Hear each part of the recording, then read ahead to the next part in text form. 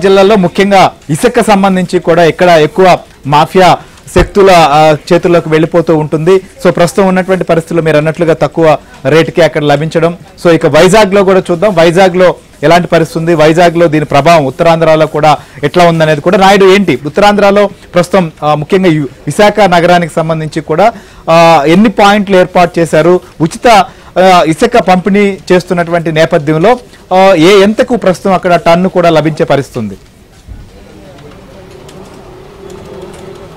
ప్రస్తుతం విశాఖపట్నంలో గతంలో 3 ఇసుక పాయింట్లు ఉండేవి, ఇప్పుడు మాత్రం 2 ఉన్నాయి. ఒకటి భీమిలీలో, ఇంకోటి అగనంపూడిలో ఉంది. ఇక్కడ మురసలా ప్రాంతంలో కూడా ప్రారంభించాలని చెప్తున్నారు. గతంలో ఏదైతే స్టాక్ పాయింట్లో ఇసుక ఉందో దాన్ని ఇప్పుడు ఆల్రెడీ సరఫరా ప్రారంభించడం జరిగింది. అయితే రాష్ట్రంలోనే అత్యధికంగా ఇసుక వాడేది విశాఖపట్నం. అయితే ఇక్కడ రిచ్లు లేకపోవడం వల్ల ఇటు రాజమండ్రి లేకపోతే అటు శ్రీకాకుళం నుంచి తీసుకొచ్చి ఇక్కడ వినియోగిస్తుంటారు. అయితే దీనివల్ల మిగతా ప్రాంతాలతో పోస్తే ఇక్కడ ట్రావెలింగ్ కాస్ట్ అనేది కొద్దిగా ఎక్కువగా పడడానికి ఆస్కారం ఉంది. అయితే ఇప్పుడు ధర అయితే గతంతో పోలిస్తే ఇక్కడ చాలా వరకు తగ్గింది. కాబట్టి నిర్మాణ రంగం ఇచ్చినట్టు సార్ చెప్పండి. సో ఇప్పుడు తగ్గించడం వల్ల ఎలాంటి ప్రయోజనం?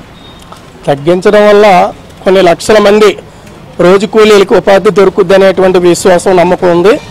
అయితే ఈ ఇసుక కూడా ఇవాళ కూటమి ప్రభుత్వం ఉచితంగా పంపిణీ చేస్తున్నామని చెప్పేసి ప్రకటించారు. ఇక్కడ రీచ్లో యూనిట్ 80 రూపాయలకు ఉంది. అలాగే కిలోమీటర్లు కూడా చెప్తున్నారు తప్పితే దానికి ఒక ప్రైజ్ లిస్ట్ లేదు. దీనివల్ల ఏమవుతున్నాయంటే ఒక 50-60 లారీలు అక్కడ ఆగితే టౌన్ తాలూకు డిమాండ్ని బట్టి అక్కడే వాళ్ళు యూనిట్ రేటు నిర్ణయిస్తున్నారు. దానివల్ల అది అదనంగా ఇక్కడ భారం పడుతూ ఉంది. అందుకోసం ప్రభుత్వం ఒక మంచి లక్ష్యంతో ఉచిత ఇసుక సరఫరా అనేటువంటి మాట ఏదైతే చెప్పిందో అది ఇంప్లిమెంట్ కావాలంటే కనీసం 3 ప్రధానమైనటువంటి జాగ్రత్తలు తీసుకోవాలి. ఒకటి, కిలోమీటర్ రేట్ అనేటువంటిది ప్రైజ్ లిస్టులు పెట్టాలి. 2, మధ్యవర్తిత్వం ఉండదు అని చెప్తున్నారు. కలెక్టర్ల నాయకత్వంలో కమిటీలు వేస్తామంటున్నారు.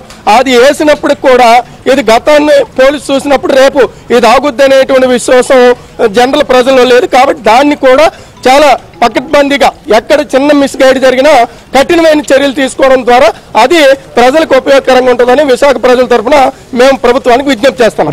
చెప్పండి, ఎలాంటి ఉపయోగం?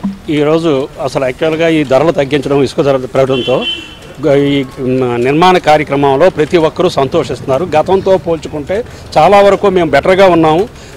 గతంలో చాలా ఇబ్బందులు పడాం. ఇసుక అలా రేటు ఉన్నప్పుడు కూడా దొరికేది కాదు, బ్లాక్లో అమ్మేసేవారు. ఇప్పుడు చాలా సంతోషిస్తున్నారు, అందరూ కూడా చాలా మెచ్చుకుంటున్నారు. రైట్. సో ఇది ఇక్కడ ఉన్నటువంటి వాళ్ళు అంటే ఇప్పుడు ఒకసారిగా ధర తగ్గడం వల్ల చాలా ప్రయోజనం చేకూరుతుంది. అయితే ఎక్కువగా విశాఖపట్నంలో ఉన్నటువంటి ప్రజలకు ఇసుక డిమాండ్ ఎక్కువ ఉంది. అయితే మధ్యలో దళారీ వ్యవస్థను కానీ రేట్ సరళీకరణ విషయంలో కానీ ట్రావెలింగ్ విషయంలో లారీ